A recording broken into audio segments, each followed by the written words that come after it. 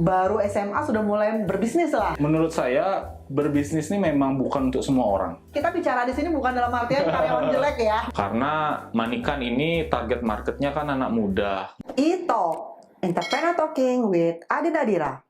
Hai, welcome to Adi Nadira YouTube channel. Friends, setiap entrepreneur selalu memiliki ciri khas akan brand yang mereka miliki masing-masing. Nah, kali ini kita akan kedatangan seorang entrepreneur muda yang sangat mencintai budaya lokal dan menjadikannya sebagai bisnis dan merangkul lokal brand di Indonesia lainnya. Yuk, simak bisnis profile entrepreneur muda berikut ini.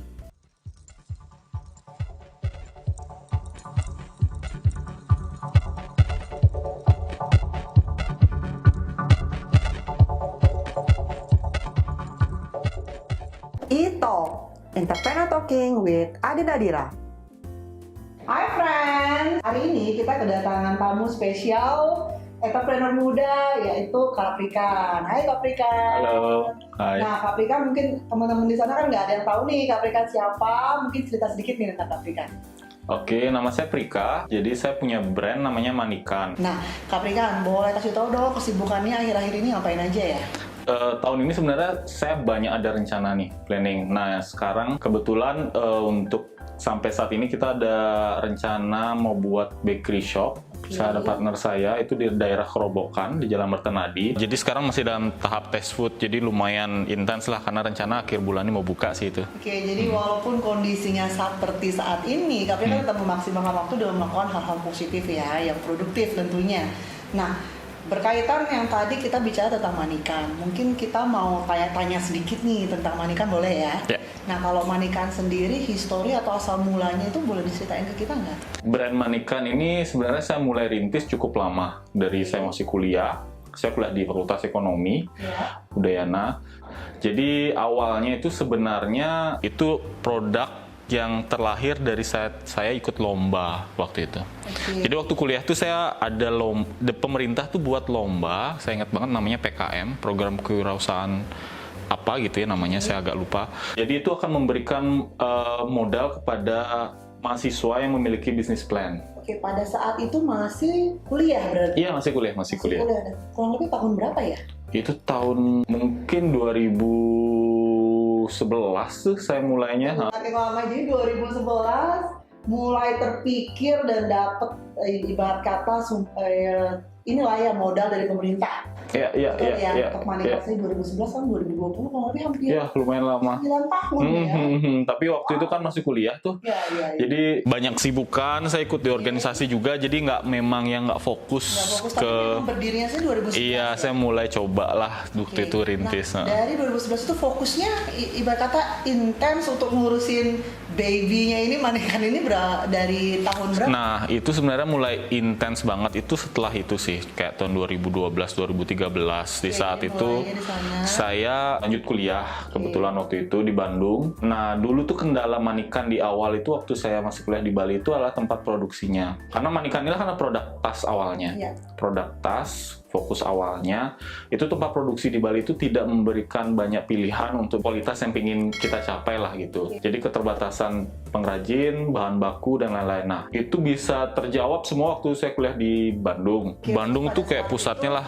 Kuliah mulai masuk ke Bandung ya. Nah, kalau kita bicara tentang Manikan sendiri nih, sebelum kita bisa lebih lanjut lagi. Nah, Manikan sendiri kan kita anggap kata 2011 lah brand ini mulai terbentuk.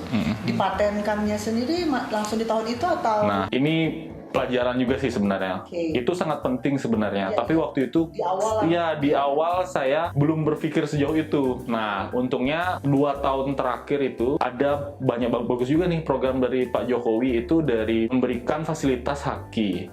Dan saya manfaatkan sih waktu itu. Jadi saya langsung daftarkan Manikan 2 tahun. Iya, 2 tahun kemarin. Tapi karena baru proses kan itu butuh lama ya kalau nggak salah ya sedengar saya. Jadi setahun kemarin terregistrasi itu masih dalam tahap proses perlindungan. Iya, masih lama. Tapi untungnya belum ada yang mengklaim lah. Dan semoga lolos lah, itu masih proses ya. Oke, jadi on proses saat ini. Kalau Manikan sendiri ada berapa outlet?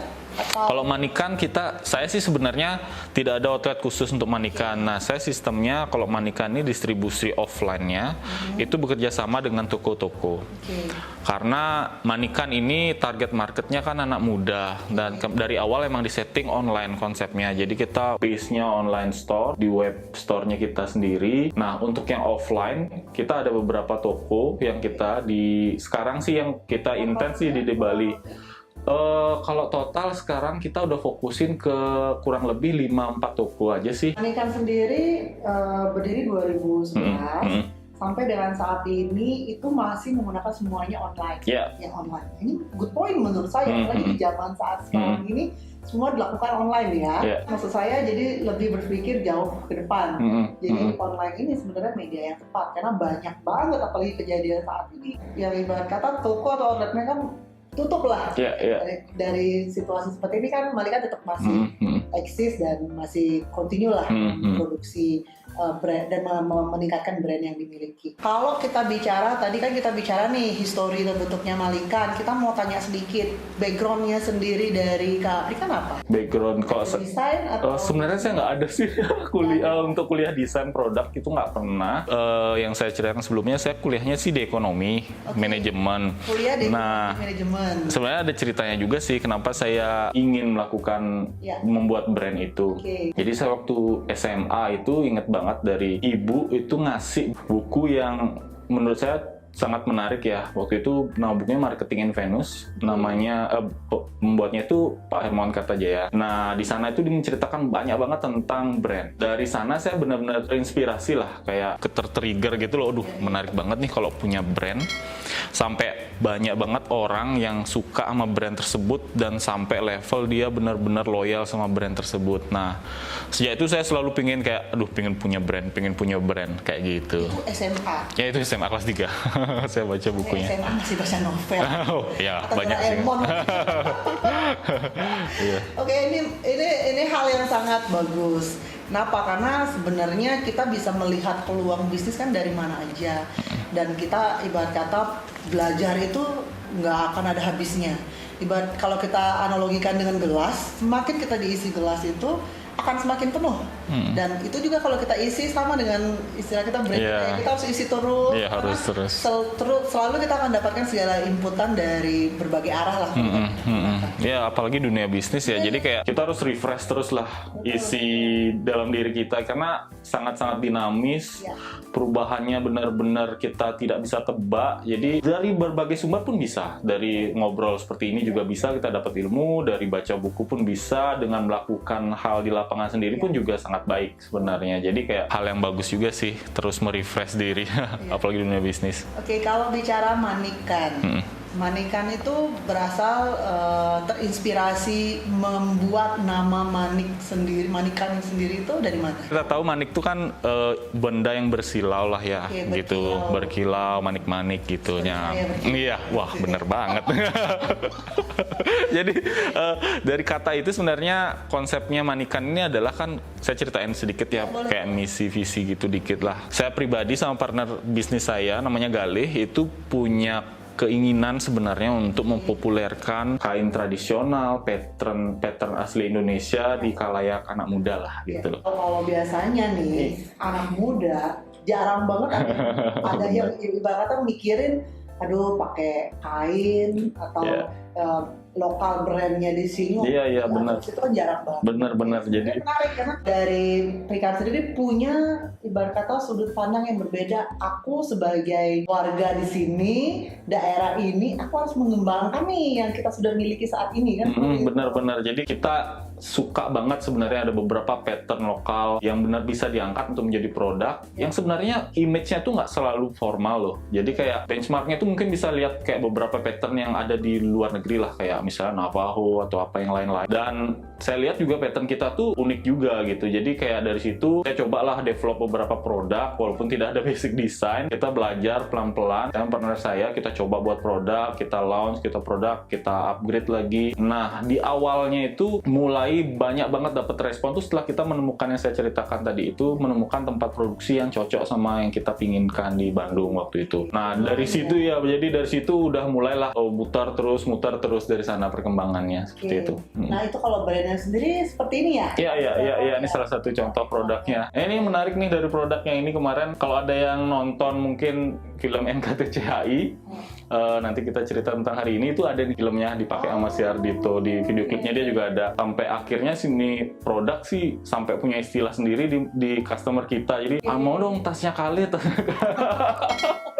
Tapi iya jadi waduh berubah nama nih produknya, padahal nama aslinya Volt Backpack. Tapi nggak apa sih, jadi kita seneng juga sih kayak di customer kita banyak ibarat kata market sekarang muncul ini karena kekepoan. Iya benar. Jadi kayak itu sih juga tempat kita juga untuk marketing juga sih, kita kerja sama beberapa film. Fashion aja atau ada hanya tas dan ini? Jadi untuk sekarang line up produknya Manikan sudah mulai bervariasi. Awalnya memang di tas. Dan kenapa waktu itu kita mikirin tas? Karena kita pingin punya diferensiasi lah sama brand yang lain gitu lah. Jadi local brand, kalau dulu ngomong local brand di Indonesia, di Bali itu kan banyakannya pakaian ya, baju, kaos. Saya berpikir kenapa ingin tas, ya udah biar pingin beda aja gitu loh. Jadi bisa nawarin produk yang berbeda. Jadi kita buat tas awalnya Manikan. Sampai berkembang terus, kita melihat juga permintaan market, perkembangan market. Nah, kita mulai ngembangin juga nih pakaian kayak gitu, kayak kaos juga, kemeja, seperti itu. Jadi diawali dengan kebutuhan sendiri dulu, terus melihat bahwa pengen buat sesuatu yang berbeda itu pas. Karena di brand lain kan sudah ada ya yang lainnya. Nah, yang menariknya ini kita mau tanya sedikit untuk membuat sesuatu yang baru, apalagi image. Kalau menggunakan barang tradisional, image ya, bukan berarti saya ratakan semua memiliki paham yang sama. Tapi kalau image menggunakan yang dibuat dari ibarat kata tradisional punya, entah itu kain dot ataupun itu batik atau apa, itu kan anak muda jarang mau pakai. Nah tiba-tiba nih Pringkan buatlah brand Manikan, terus bikin tas, itu kan butuh tantangan untuk merubah orang ibarat kata ini digunakan di fashion yang ngetrend sekarang loh gitu. Nah yang dilakukan Pringkan apa ya? Ya itu sebenarnya yang masih terus kita lakukan sampai sekarang. Jadi di Manikan ini sendiri merubah image tentang kain tradisional itu nggak gampang ya. Kita selalu inline sih, kayak konsisten sama branding kita. Kita selalu mencoba melihat apa sih tren kali ini, apa yang bisa kita olah, apa yang kita bisa sisipkan dengan produk-produk kita tanpa menghilangkan konsep dari Manikan ini sendiri. Di sanalah kunci dari branding itu sendiri gitu loh. Karena kan keinginan kita dengan target market kita yang anak muda itu kan spesifik ya. Jadi memang harus melihat gimana sih market anak muda sekarang kayak gitu. Jadi itu branding sih kuncinya. Jadi branding benar. Jadi branding. Nah, cuman memang nggak gampang gitu aja sih. Nah, tapi semua itu benar-benar terbayarkan di saat waktu pernah beberapa kali saya pribadi pun sama partner saya, kayak misalnya jalan-jalan nih ke mall gitu. Ada market, ada orang nih pakai tas kita nggak kenal gitu loh, ada make tas kita gitu. Nah di situ tuh ada kayak kayak wah nih udah lagi dikit lagi nih gitu. Jadi seneng banget gitu loh. Akhirnya kain tradisional yang orang pikir kan formal, untuk acara formal nggak nyalahin, karena memang image-nya dari dulu seperti itu, tradisional. Ini dipakai untuk hangout sama mereka, nongkrong kayak gitu. Jadi itu yang kita pengen kejar gitu. Nah itu harus inline semua sama strategi brandingnya sih. Kalau dalam suatu bisnis pasti akan menemukan beberapa rintangan juga hambatan nih. Apalagi brandnya baru, image-nya baru, merubah paradigma orang untuk menggunakan kain tradisional itu juga digunakan sehari-hari, itu suatu hal yang baru. Ini pasti ketemu lah rintangan dan hambatan. Nah yang bikin tetap Pringkan ini tetap aku tetap akan jalanin terus, dan bahkan settle nih dari 2011 sampai dengan saat ini apa ya? Boleh sharing sama kita nih? Ya, jadi sebenarnya keinginan dari pribadi sendiri sih. Jadi ini udah sering banget sih orang ngomong, udah kayak klise banget, kayak Indonesia nih kaya, Indonesia ini kita punya segalanya, potensi. Nah jadi itu kayak klise banget kan, jadi kayak orang udah bosen dengernya gitu. Tapi saya belum bosen. mungkin saya seneng nih kayak Ade.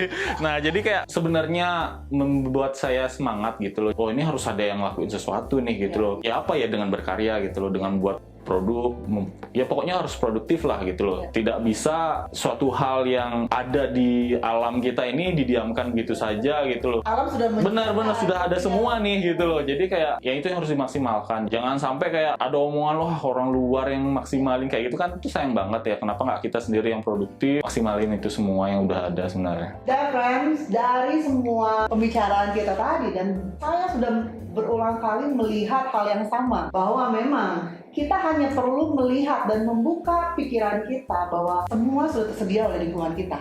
Gimana cara kita tinggal memaksimalkan apa yang ada di sekitar kita dan mengolah, juga memikirkan gimana caranya untuk menghasilkan agar produktif. Kak Pringkan, dalam menentukan suatu bisnis atau memulai suatu bisnis, pasti kita akan mensegmentasikan target market kita untuk biar tepat sasaran nih dan hasilnya lebih maksimal. Nah, kalau dari Malikan sendiri, segmen marketnya atau targetnya seperti apa? Ini ngomong historis sedikit ya. Jadi awalnya itu Manikan memang di set benar-benar berbeda dari. Jadi kita pikirkan diferensiasinya pertama dari produk tadi. Nah, untuk target market, jadi target market Manikan awal itu sebenarnya perempuan di awal kita setnya. Kenapa? Itu produknya tas. Nah, jadi saya lihat dari semua orang terdekat nih, adik saya cewek 3 nih. Nah, jadi kalau ngelihat behavior mereka ini kan cukup lebih konsumtif ya ketimbang cowok gitu ya. Jadi berawal dari sana tuh. Jadi kayak karena ini produk tas waktu itu, terus kita mikir, aduh gimana nih yang mana paling besar nih marketnya di Indonesia. Jadi demografinya cewek itu awalnya. Terus kita nyari kelas menengah. Itu turunannya adalah ke pricing produknya kita yang selalu under 500.000. Terus turunannya lagi adalah bahan produknya itu sendiri. Nah, kita memang ada tas-tas yang berbahan kulit dan lain-lain. Nah, tapi kita pilih kulitnya itu kulit yang sintetis tapi yang berkualitas. Makanya waktu itu sampai ke Bandung kita nyarinya nih kulitnya. Kenapa? Karena itu kita biar harganya bisa terjangkau nih di target market kita gitu. Karena kan kebanyakan anak kuliah atau mungkin wanita-wanita karir yang masih muda itu mungkin tidak sebanyak itu tuh kalau ngomong market yang sebesar itu. Nanti pada akhirnya seiring berjalan kita kembangin lagi sebenarnya. Kita buat line up khusus cowok. Namanya Men by Manikan. Nah, seperti yang produknya dilihat di belakang ini. Nah, itu line up khusus cowok. Nah, yang itu memang brandingnya pun kita bedain. Karena image awal Manikan karena produk cewek tuh. Kita sih nangkapnya kalau cowok tuh nggak mau nih yang image-nya ke cewek-cewekan. Jadi kita buat benar-benar terpisah, sampai Instagram pun kita pisah. Biar khusus dia untuk yang cowok. Bahkan line distribusi pun terpisah. Nah, untuk distribusi kita tetap sebenarnya. Jadi kayak tokonya di mana yang kita kerja sama offline, ya udah kita tetap ada 2 line produk. Nah, cuman brandingnya aja nih. Sebenarnya sama aja. Kita produksinya masih sama. Nah, cuman kita brandingnya kita bedain. Nah, itu pun berpengaruh juga sih sama marketing kita gitu. Kayak siapa sih kita yang kita ajak kerjasama. Kayak misalnya kita awalnya kan karena online base-nya itu dulu di saat endorsement itu belum serame ini. Jadi yang mana khusus men, yang mana khusus ini, komunitasnya pun kita beda. Yang men dipilah lagi. Nah, sampai sekarang pun berkembang lagi. Jadi kayak karena ini produknya kita ada beberapa toko. Kebetulan saya ada toko di Ubud. Namanya Kuratif, itu multi brand store dan mostly ada local brand. Nah, di sana pun target marketnya kan pasti jelas berbeda ya, karena daerahnya Ubud, terus jadi itu orangnya turis nih. Nah, di situ pun kita mengembangkan juga sih akhirnya ke produknya. Produk-produk mana sih yang mereka benar-benar, tapi memang awal historisnya itu di sana. Nanti itu kita akan kulik-kulik tuh boleh. Panjang sih. Jadi yang paling penting adalah dalam memulai suatu bisnis, di awal kita sudah harus mensegmentasikan target marketnya seperti apa. Baik itu laki-laki yang tadi, wanita seperti apa, untuk apa? Karena untuk mendapatkan hasil lebih maksimal. Jadi kita bisa mengikuti pasar yang untuk laki-laki seperti apa, wanita seperti apa, betul ya? Dari satu kesatuan itulah kalian akan menentukan kira-kira target market sendiri yang tepat seperti apa. Hanya dari otodidak dan pengalaman secara langsung. Kak Prika, kalau kita bicara tentang brand itu adalah hal yang penting. Setuju ya Kak ya? Setuju banget. Nah, kalau brand sendiri dari kacamata Malika sendiri seperti apa? Jadi brand untuk Manikan itu adalah salah satu kunci sebenarnya, karena kita produk retail, fashion. Nah, brand ini adalah suatu hal yang sangat penting. Saya pribadi sih bilang ini kayak intangible asset ya. Jadi kayak aset yang benar-benar penting sebetulnya tapi di pembukuan tuh nggak ada sebenarnya, tidak terhitung kayak mungkin aset inventory dan lain-lain. Nah ini intangible asset yang sangat penting, dimana karena hal ini mempengaruhi semuanya menurut saya, dari produknya, dari gimana marketingnya, dari sampai orang-orang di dalamnya. Di Manikan sendiri branding itu selalu kita jadi fokus, karena kembali lagi tadi yang saya ceritain, karena Manikan ini menggunakan kain tradisional dan lain-lain, jadi branding kita tuh benar-benar kunci sebenarnya dari keberhasilan produknya. Itu pun dengan caranya kita sih sebenarnya dengan selalu melihat keadaan sekitar. Sekarang apa sih nih yang lagi happening, apa sih yang lagi rame, yang diomongin di market kita. Kita selalu coba ikutin semuanya tuh, tapi ya tetap dengan branding tanpa melupakan konsep dari Manikan itu sendiri. Konsepnya sendiri. Kalau dari branding sendiri itu sekarang berkaitan dengan transformasi digital. Berarti hampir di semua platform ada untuk Manikan. Semuanya. Dan yang terbaru memang kayaknya hampir semua brand itu mengarah ke sana juga. Kita juga sekarang maksimalin e-commerce e-commerce. Fokus kita seperti biasa, Tokopedia, Shopee, kemarin kita juga join di Zalora. Sekarang kita udah kerjasama juga sama Tokopedia, jadi kita jadi official store di sana. Brandingnya harus kuat juga di Tokopedia kita, karena kita ada official store, jadi kan ada kayak landing page-nya. Nah itu kita sesuaiin lagi tuh dengan image Manikan. Ya benar. Iya, menarik sekali sih. Nah kalau kita bicara branding, kaitannya dengan Manikan tadi. Nah kalau untuk Manikan sendiri, asumsi brandnya itu inginnya seperti apa? Dibawa kemana? Jadi sebenarnya Manikan ini konsep intinya itu kan modern etnik sebenarnya. Nah kita benar-benar fokusnya dari sana. Nah turunannya banyak. Jadi si Manikan ini etniknya tetap dapat, tapi modernnya juga dapat. Modern tuh maksudnya lebih ke casual lah.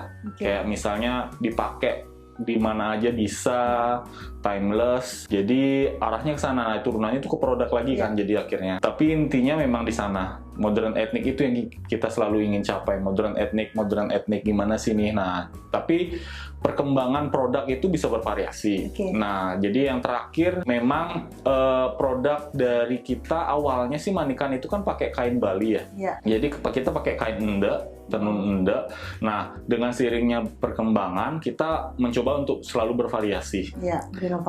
Berinovasi, terus kita lihat kain apa lagi nih yang bisa kita pakai. Nah, itu. Jadi kita kemarin sempat pakai kain Sumba, kain tenun NTT, sampai yang terakhir kita coba buat namanya itu dia pencelupan pewarna alami. Itu konsepnya namanya shibori, itu konsep yang cukup umum sebenarnya di beberapa pattern. Nah itu kita coba kembangin lagi, tapi tetap harus dengan konsep yang tidak kita lupakan, modern etnik itu. Nah tapi dengan perkembangan itu pun kita nggak mau yang kaku sebenarnya Manikan ini. Dulu pun sebenarnya pinginnya pakai kain Bali aja lah, pakai kain Bali. Nah tapi sering perkembangan kan kita harus selalu kita harus dinamis lah juga mengikuti perkembangan. Jadi kita coba lagi buat yang baru, sampai sekarang pun ada lagi hal baru yang akan muncul. Ini adalah hal yang sangat bagus. Jadi ketika kita melakukan bisnis, kita memutuskan berbisnis, kita harus benar-benar menentukan tujuan brand kita ke depan seperti apa. Seperti yang dimiliki oleh Manikan sendiri, brand yang dituju adalah modern etnik. Betul ya? Walaupun ibarat kata itu hal yang baru atau hal yang mungkin nggak semua orang punya pahamnya seperti itu, tapi Manikan menunjukkan bahwa dengan memiliki suatu tujuan dalam brand tersebut, walaupun ada inovasi-inovasi yang akan dilakukan, tujuannya tetap apa yang akan dicapai itu yang akan ditunjukkan terus-menerus untuk brandnya. Karikan, kalau kita bicara tujuan bisnis, nah tujuan bisnisnya dari sisinya KPK sendiri untuk Manikan ini seperti apa? Jadi kalau tujuan saya terjun di bisnis itu sebenarnya berkembang sebenarnya dari awalnya duit. Benar-benar awalnya pasti, karena memang kalau tujuan bisnis kan pasti profit ya. Iya betul. Benar, itu pun ada backgroundnya. Jadi saya mulai bisnis tuh waktu saya SMA. Waktu SMA kelas 3 saya ingat banget, waktu itu saya minjem uangnya orang tua 400.000. Zaman itu yang paling gampang bisnis dimasukin nama tuh apa sih? Waktu itu di Bali tuh clothingan tuh yang paling gampang tuh. Kayak dimasukin bisnis sama anak muda. Jadi pada saat itu pinjem uang orang tua 400.000 mau bikin clothing. Iya benar. Jadi waktu itu kita buat produk Sampai akhirnya ya udah jalan terus, terima order buat produk, terima order. Cuman akhirnya waktu itu berhenti karena teman saya lanjut kuliah di luar Bali. Berarti itu join ya? Iya, joinan. Jadi waktu itu terus saya coba waktu kuliah awal pun masih tetap tuh, karena udah tahu kan setelahnya waktu itu terima orderan buat custom baju, saya lanjutin sampai kuliah. Awal-awal kuliah itu saya juga sempet buat kayak beberapa bisnis lain lah waktu itu, jadi kayak terima order karikatur lah atau apalah waktu itu. Iya sempat coba lah. Nah bener. Nah seiring perjalanan memang saya tetap fokus lagi balik ke yang kemarin sebelumnya saya inginkan, yaitu membangun sebuah brand. Nah dari sana saya akhirnya terlahir Manikan. Nah motivasi utama saya itu tetap dari awal tuh saya pengen punya brand sampai orang-orang tuh suka banget nih sama produknya. Karena yang saya pengen tanya itu, kenapa tujuannya malah ingin brandnya dulu gitu. Jadi baru profitnya belakangan. Ini sebenarnya hal yang mungkin our friends di luar tuh pengen tahu gitu. Ngapain sih brand yang diomongin terus gitu kan. Yang saya percaya sih sebenarnya ya, memang basic, apalagi saya kuliah ekonomi ya, selalu ya, tujuannya nanti kalau berbisnis tuh profit dan lain-lain. Nah, yang saya percaya itu adalah di saat kita punya produk, di saat kita punya brand yang dalam titik tertentu tuh orang udah suka banget, itu profit tuh pasti akan ngikutin. Jadi itu adalah hasil dari nanti di saat brand ini adalah sudah mature lah ya, bisa kita bilang gitu loh. Jadi yang saya lihat saya juga belajar dari beberapa bisnis yang lain pun seperti itu. Jadi branding itu kuncinya juga gitu loh. Nah dari situ pun saya tetap berfokus ke sana. Jadi saya selalu ingin gimana sih membangun sebuah brand itu, tapi memang nggak gampang dan jatuh bangunnya pun banyak banget gitu loh. Nah itu dia nih yang banyak banget, bener. Mungkin pengen didengar sama our friend di luar. Jatuh bangun dalam membangun brands, dalam berbisnis. Boleh sharing deh sama kita. Ketika jatuh yang terendah banget, di titik terendah, terus mikir, pernah nggak kepikiran, aduh berhenti deh aku ngurusin Manikan. Pernah nggak ada kepikiran seperti itu? Dan kalau kepikiran seperti itu, lalu apa yang bikin ibarat kata jadi berbalik 180%? Dari yang ibarat kata kesal setengah mati, bad mood banget, tiba-tiba lagi pikir, aku harus tetap jalanin ini, kayak begitu. Ada di saat titik-titik, bener. Setiap orang pun pasti ada titik-titik terendah ya. Itu pun banyak faktor, kayak kok bisa barengan nih semuanya. Jadi saya ingat banget waktu kuliah, waktu itu tuh lagi ada produksian sebenarnya. Tapi di saat yang bersamaan tuh entah kenapa nih bersamaan, jadi ada masalah pribadi juga sama pacar lah, biasa lah ya. Habis itu waktu itu juga pacaran? Oh iya lumayan lah. Pacaran 11 tahun saya sampai sekarang, lumayan lama. Curhat ya. Ya curhat ya. Jadi panjang lah, jadi kayak ada masalah pribadi, kenapa barengan nih lalu deadline kerjaan, beruntun lah pada saat itu. Deadline kerjaan. Nah sebenarnya kalau semua dijalanin bisa lah ketemu solusinya gitu lah. Cuman memang yang sering terjadi kan adalah kenapa ada saat titik orang berhenti membangun brand itu atau berbisnis itu. Nah, kenapa saya tetap konsisten nih, tetap Manikan dijalanin dengan jatuh bangunnya di saat atas, di saat di atas, di saat penjualan lagi enak-enaknya udahlah gitu, semua kalian seneng lah. Di saat lagi turun, sebenarnya penurunan Manikan ini baru-baru ini sebenarnya pernah. Jadi saat beberapa tahun kemarin, nggak tahu kenapa bersamaan itu di saat juga bersamaan dengan penutup bubble-nya dunia properti. Saya nggak tahu kenapa ada hubungannya atau tidak. Itu brand penjualan kita pun menurun di saat itu. Mungkin daya beli baru banget itu. Itu kenapa? Saya nggak tahu kenapa, tapi saya melihat ada banyak faktor sih. Mungkin daya beli masyarakat juga menurun, persaingan meningkat dan lain-lain. Itu tuh benar-benar pusing di saat itu juga. Kebetulan Manikan juga lagi ada kredit yang sedang berjalan. Penurunannya lumayan drastis, jadi sampai akhirnya kita sama partner saya, kita cobalah biar tetap nih jalan nih bisnis, nih brand. Kita nggak usah lah ngambil hasil dulu gitu loh. Yang penting muter dulu lah duitnya. Jadi ya tetap seiring berjalan kita nemu peluang baru, ketemu segmen market yang bisa kita maksimalin lagi, ya udah kita jalanin lagi. Jadi ini Manikan udah kayak apa ya bilang ya, kayak baby lah ya, dari awal kita buat namanya, terus udah kita bilang lama besar. 2011 sekarang ini berarti sudah masuk 9 tahun. Iya ya. Anaknya sedih lah ya udah cukup lama banget sebenarnya. Sempat booming di salesnya, secara sales turun juga pernah gitu loh, sampai akhirnya kita coba segmen market baru gitu. Sayang banget nih gitu loh mau berhenti sih bisa aja gitu. Ada titik di mana saat saya sama partner saya punya masalah lah ya. Jadi kayak kita sering berbeda pendapat, sering banget berbeda pendapat. Tapi di saat ini kita berbeda pendapat cukup besar nih. Sampai saya pribadi berpikir, gimana nih ya kok udah segini-segini aja nih brand, tapi masalahnya makin banyak gitu. Jadi kayak aduh apa selesai aja ya gitu loh. Tapi beberapa berselang berikutnya saya coba sharing sama teman-teman saya yang punya bisnis juga. Banyak juga yang menyarankan udah Prik, berhenti aja Prik kayak gitu. Ngapain kita lanjutin gitu kan. Tapi waktu itu saya tampung aja lah, saya tampung. Tapi waktu itu saya inget banget itu tahun berapa ya, kayak 3 tahun lalu apa 2 tahun lalu itu saya coba buat produk baru untuk market yang belum pernah kita jamah sebelumnya gitu.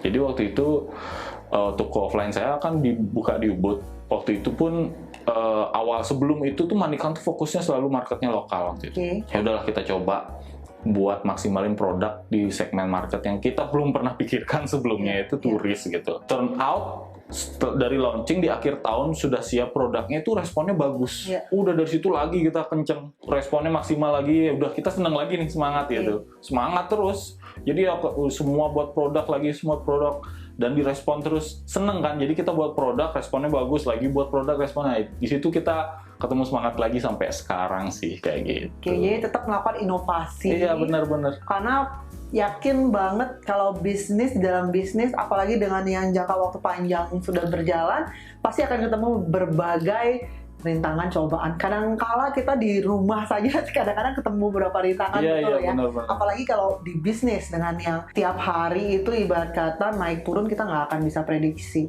Nah, yang saya mau tanya itu kalau kita bicara tentang Manikan sendiri itu tadi ada bilang di Ubud buka store, namanya kalau nggak salah namanya Kuratif. Di dalam Kuratif sendiri pun kalau saya tahu koreksi kalau saya salah ya, di dalam Kuratif sendiri ada berbagai jenis brand. Nah, kenapa sampai kepikiran seperti itu? Kenapa nggak ingin menguasai? Ya udah, aku mau bikin satu store yang ada Manikan sendiri deh. Ngapain ngajak-ngajak yang lain gitu? Itu kenapa sampai terpikir menggandeng lah partner bisnis lain untuk oke, kita bareng-bareng di sini nih, besarin sama-sama. Iya. Jadi ya itu masih inline sama keinginan saya bahwa Indonesia ini punya potensi nih yang sangat besar menurut saya gitu. Salah satunya yang saya suka tuh adalah local brand. Kenapa saya selalu suka local brand? Karena perkembangan local brand ini benar-benar dinamis ya. Jadi kayak dari saya kuliah di Bandung itu banyak banget ngelihat potensi dari local brand yang sangat-sangat bagus. Di situ pun seiring berjalan saya juga belajar banyak tuh untuk Manikan sendiri, untuk bangun brand saya sendiri. Awareness-nya penduduk lokal di sini terutama untuk ibarat kata menerima welcome untuk lokal brand seperti apa? Nah itu memang yang salah satu kuncinya, yang harus benar-benar diedukasi terus sama pemilik brand. Nah, Kuratif itu konsepnya adalah multi brand store. Semuanya adalah local brand, semuanya adalah local brand. Saya kumpulin, jadi kita kurasi, kita pilih yang memang cocok dengan kita, yang inline lah, yang inline benar. Selain juga official offline store-nya Manikan juga di sana. Saya melihat perkembangan local brand ini sangat dinamis juga ya. Jadi kayak dulu image local brand kalau ngomong dari Bali ya itu pasti clothingan, udah that's it. Garment itu kan clothing. Iya, clothingan, that's it gitu. Kalau dia anak muda ngomong local brand pasti ngomongnya local clothingan. Seiring berjalan saya melihat banyak banget sebenarnya local brand yang sangat potensial. Sekarang perkembangan local brand itu mulai semakin spesifik. Makin spesifik di arah dia misalnya khusus membuat produk jeans misalnya, produk membuat letter crafting.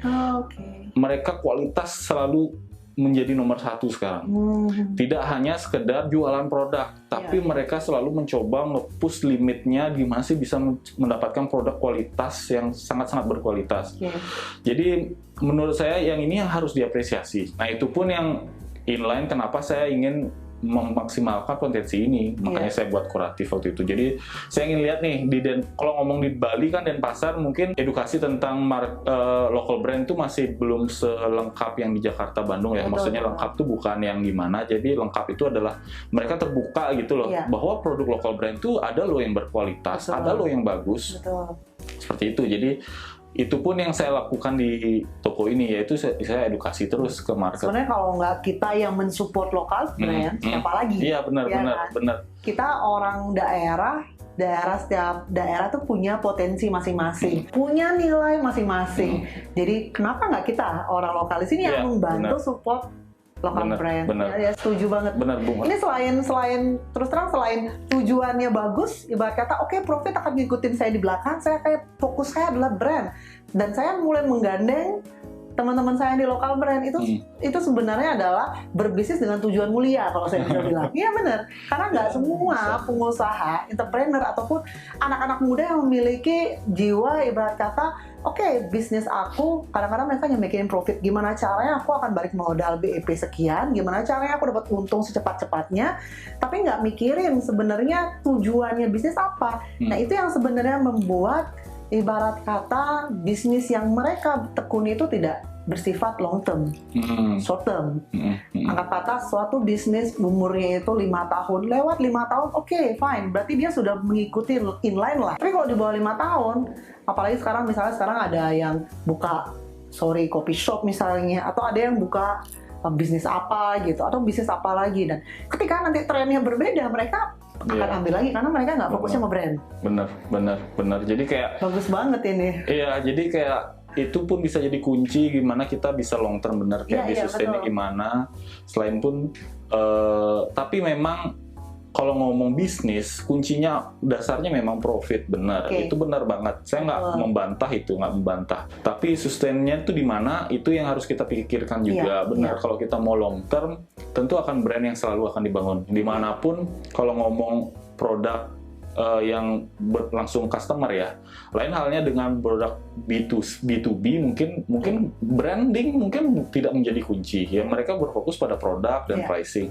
Kalau ini kita ngomong B2C gitu loh, ke customer langsung, gimana sih pikiran customer tentang produk, memilih produk. Itu branding tuh harus selalu menjadi kunci, karena itu yang akan memberikan value lebih terhadap produk kita sendiri. Kayak gitu. Nah, ini agak di luar pertanyaan lah yang saya mau tanya. Ini backgroundnya adalah ekonomi. Sebenarnya kalau kita bicara, saya sudah sarjana, saya mau dapat uang cepat ya saya jadi karyawan aja nih.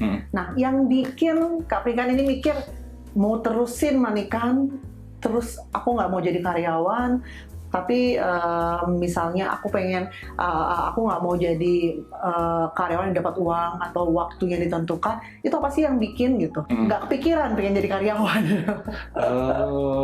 Belum sih. Belum kepikiran. Umurnya berapa? Aku belum udah lewat nanti. Ya sih, nggak kepikiran lebih tepatnya. Jadi kayak kita bicara di sini bukan dalam artian karyawan jelek ya, bukan. Kita bicara yang saya tadi pingin tanya itu adalah ketika baru SMA sudah mulai berbisnis lah. Terus sampai pada tetap melanjutkan nih, tetap backgroundnya dilanjutkan sebagai tamat sampai S1 lah, ekonomi. Tapi kenapa nggak mau jadi karyawan aja, malah tambah berbisnis gitu. Dengan yang kita bicarakan lah, kalau sebagai pembisnis itu kan income-nya nggak stabil. Bener ya? Once di bulan tertentu bisa ngehit, bisa over banget, ya bisa ibarat kata gaji kita kalau sebagai karyawan setahun kita capai. Tapi kalau kita bicara misalnya lagi market down, entah karena apa, bisa aja minus. Karena kita harus urus operasional dan lain-lain. Nah, ini kan nggak semua orang bisa tangkap, dan itu di usia muda. Nah, ini yang mau saya tanya, kenapa sih sampai mau gitu? Nyesel nggak sekarang? Nyesel sih enggak ya. Cuman kayak memang menurut saya berbisnis ini memang bukan untuk semua orang. Dari sekian perjalanan yang saya coba gitu, dan beberapa kali ngasih materi lah, waktu kuliah ada banyak yang nanya, Kak berbisnis gimana, terus macam-macam lah, ketemu berbagai orang yang mau memulai bisnis. Berbisnisnya memang untuk semua orang, tidak ada kepastian, tidak ada semuanya lah, pokoknya tidak ada jaminan kamu akan selalu mendapatkan. Tapi ada satu hal yang bisa diberikan oleh kita berbisnis, yaitu kebebasan. Itu yang menurut saya nggak semua orang bisa dapatkan di banyak tempat. Kebebasan untuk berkarya lah, kebebasan untuk dimana kita. Ya, targetnya pasti nanti ke sana ya, kebebasan waktu lah, kebebasan finansial lah. Beberapa orang memiliki tujuan itu gitu. Dan saya pun tentu nggak mulu-mulu, saya juga pingin dong punya kebebasan finansial, kebebasan waktu, macam-macam. Itu yang menurut saya tidak bisa dapatkan karena saya fokusnya tentu baliklah lagi lah fokus saya pinginnya sih buat brand, pingin berbisnis. Kalau saya waktu itu mencoba menjadi karyawan, tentu saya tidak bisa capai tujuan tersebut. Nah, itu yang membuat saya ntar dulu, enggak lah gitu, saya mau coba di sini, fokus di sini, fokus di sini gitu. Mungkin someday mungkin saya ngajar, mungkin who knows gitu loh. Tapi ya untuk saat ini saya fokus di sana lah, di sana fokus sampai mana sih perjuangan ini. Tentu semua teman-teman yang berbisnis sama lah ya gitu loh.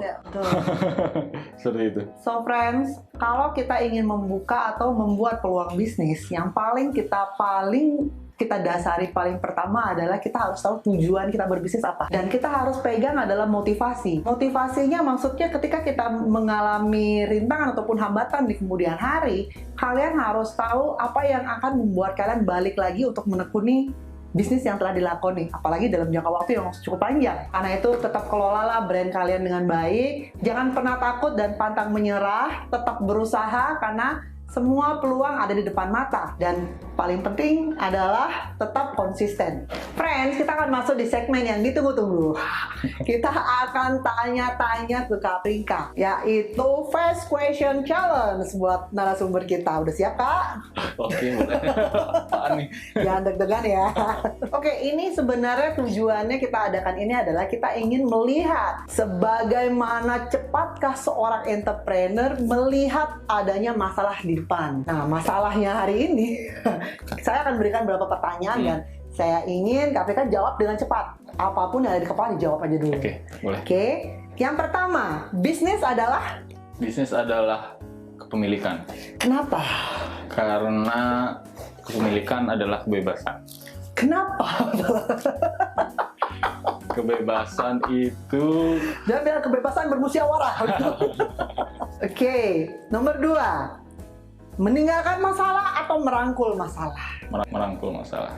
Kenapa merangkul masalah? Karena dengan merangkul kita bisa menyelesaikan masalah. Dengan merangkul kita bisa menyelesaikan masalah. Karena kalau ditinggalkan, masalah terus datang. Iya, benar sekali. Oke, good point. Yang ketiga, membangun bisnis bersama keluarga atau bersama teman? Bersama teman. Kenapa? Nggak punya keluarga? Karena kalau pecah kongsi ribet nanti. Iya. Malah kita jadinya rusak ya hubungan persaudaraan ya, kekeluargaan ya. Oke, nomor 4, brand adalah? Brand adalah masa depan. Masa depan. Kenapa? Karena itu adalah tujuan yang bisa memberikan banyak hal di depan. Brand lokal yang sering dipakai? Produk saya sendiri dong. Manikan. Ini produknya Manikan juga? Iya, ini kebetulan. Oh, keren banget ya. Nggak buat edisi perempuan gitu. Yang baju belum. Mungkin berarti next lah ya. Baju untuk pria aja. Iya, baru ini cowok. Iya, lucu banget loh. Yang terakhir, lokal atau global brand? Local brand tentunya. Kenapa?